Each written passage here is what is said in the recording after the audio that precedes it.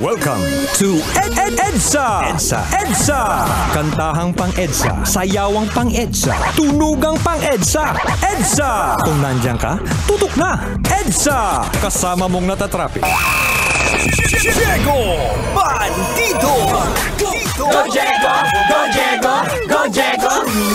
EDSA! Itaas ang kamot sa mga angkol. Itaas ang kamot sa mga angkol. Bunalikol, bunalikol, bunalkol, bunalkol.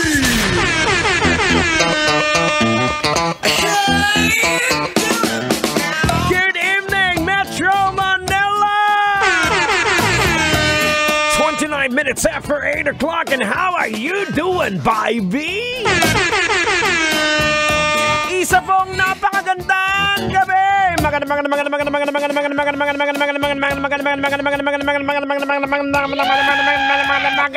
gabi! Kala mo makakatulog ka dito, ha? Never!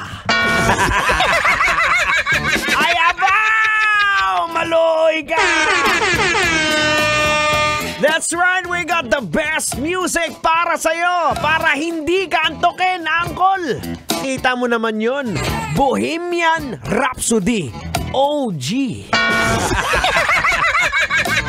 Baskog na! Daw sila ba tikalon ba? Alright mga kabisyo, magandang gabi at syempre eto sa mga nag-aantay. For those who are waiting, kung sino po ang mananalo, sino ang mag-uwi ng 500 pesos? Eto na, hindi na natin patatagalin. Birahon na nun! Tuto, scan! Hanep sa premyuhan! Tuto, scan! Saya ng samahan sa Love Radio Fan Scan! The Super Scan for Super Fans. Alright mga kabisyo, narito na po ang ating maswerteng winner na mag-uwi ng 500 pesos! Mula po sa Bagong Silangan, Quezon City!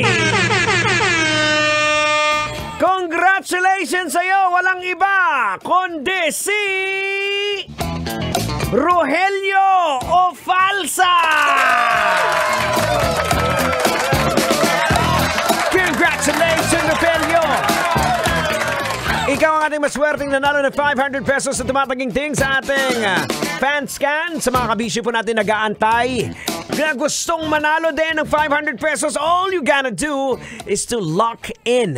Lagi lang pong nakatutok dito sa 90.7 Love Radio because we are Metro's numero uno!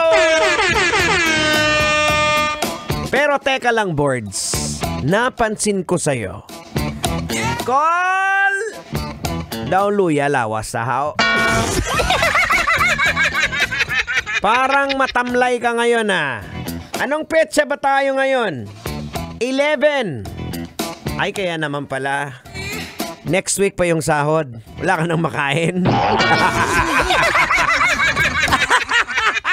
Ay, abaw! Maluoy ka.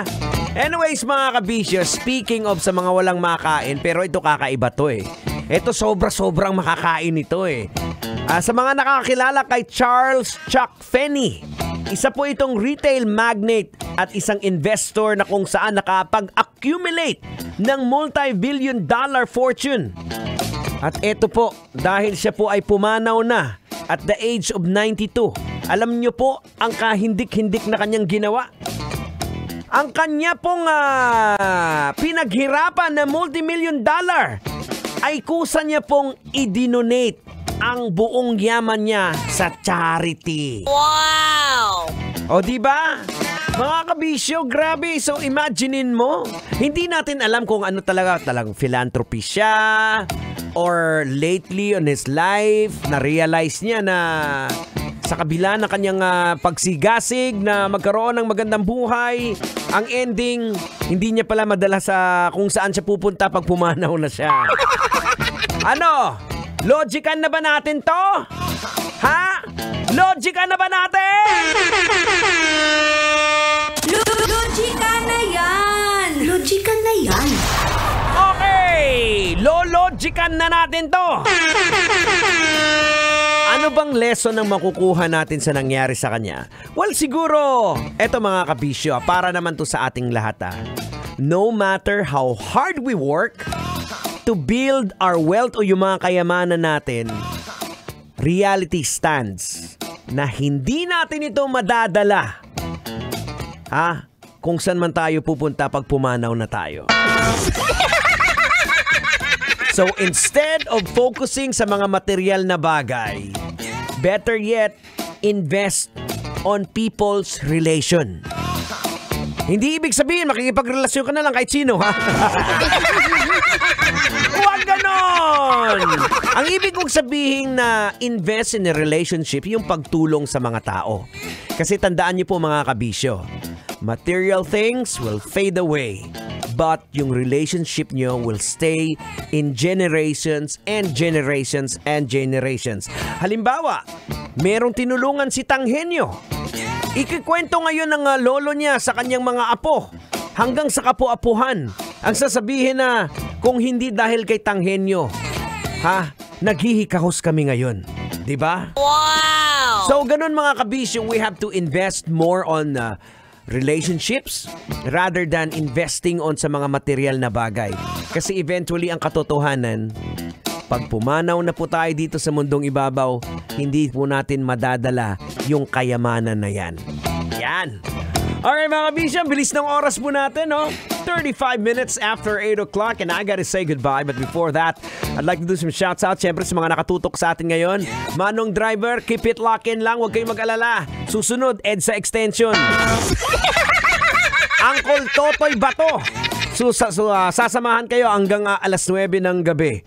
At syempre, dahil ilang araw na lang po bago magpasko, dahil ang bilis talaga ng araw ngayon, iiwanan ko po kayo ng napakagandang awitin. Awitin po, pang Christmas na to eh. It's a song coming from the Rocksteady. Especially sa lahat po ng mga malamig ang Pasko. Sa lahat ng mga iniwan. Sa lahat ng mga magkakaroon ng Christmas single. Ako po si Diego Bandido sa pangalan po ni Tanghenyo. Ito po ang 90.7 Love Radio. Good evening. Lamigang simoy na